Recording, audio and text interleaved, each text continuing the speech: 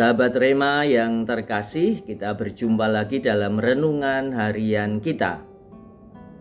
Hari ini Rabu tanggal 6 Mei 2026.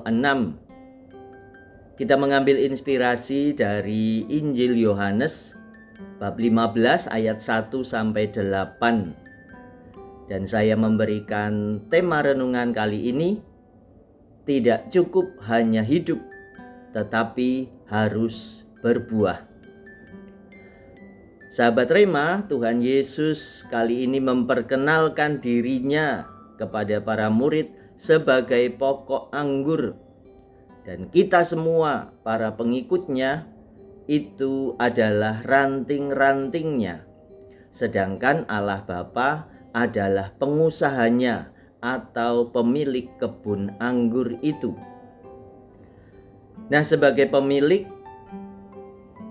tentu saja mengharapkan agar kebun anggurnya itu tidak hanya sekedar hidup, melainkan berbuah lebat.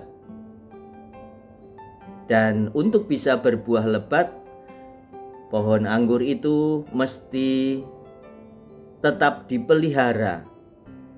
Ranting-rantingnya mesti tetap berada di dalam kesatuan dengan pokok itu, lalu juga dibersihkan, dipotong ranting-ranting yang sudah tidak berguna lagi, kemudian tanah yang ada di sekitarnya perlu digemburkan, disiangi dari rumput-rumput yang mengganggu, kemudian perlu dipupuk. Itulah cara-cara untuk bisa membuat agar pokok anggur itu bisa membuahkan buah yang seperti diinginkan oleh pemilik kebun anggur. Sahabat Rema yang terkasih, kita melalui sakramen baptis yang kita terima sudah berada di dalam kesatuan dengan Yesus sendiri, sang pokok anggur. Tetapi sama seperti tadi, kita tidak cukup hanya hidup saja.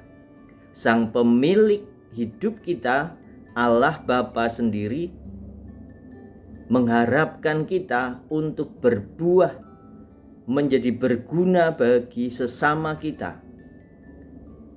Oleh karena itu, tidak cukup kita puas setelah menerima sakramen baptis. Kita masih harus menerima sakramen-sakramen yang lain.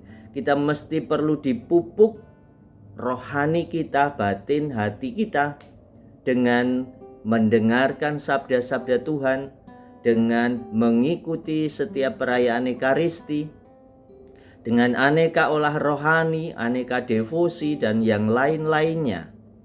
Itulah pupuk-pupuk rohani yang bisa kita dapatkan. Supaya apa? Supaya kita bisa berbuah. Apa saja buah-buah yang diharapkan itu?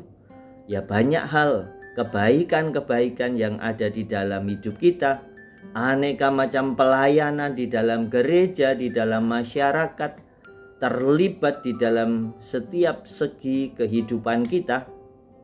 Intinya adalah supaya kita menjadi pribadi yang tidak sekedar hidup saja, melainkan harus menjadi pribadi yang berguna, menjadi pribadi yang berbuah. Oleh karena itu, sahabat Rema yang terkasih, mari kita selalu menggunakan setiap sarana-sarana, pupuk-pupuk rohani yang bisa kita dapatkan melalui banyak hal tadi, terutama di dalam Ekaristi, mendengarkan sabda-sabda Tuhan, menerima tubuh Kristus, agar kita dapat menjadi pribadi yang berguna bagi sesama, bagi lingkungan hidup kita. Semoga Allah yang Maha Kuasa selalu menyertai perjalanan hidup kita, terutama dalam setiap usaha kita untuk menjadi pribadi yang berguna, pribadi yang berbuah.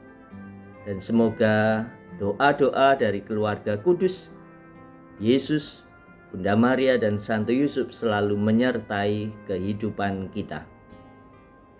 Dan semoga Allah yang Maha Kuasa memberkati setiap perjuangan hidup kita untuk menjadi pribadi yang berguna. Dalam nama Bapa dan Putra dan Roh Kudus. Amin. Keluarga kudus, doakanlah kami. Amin. Berkah dalam.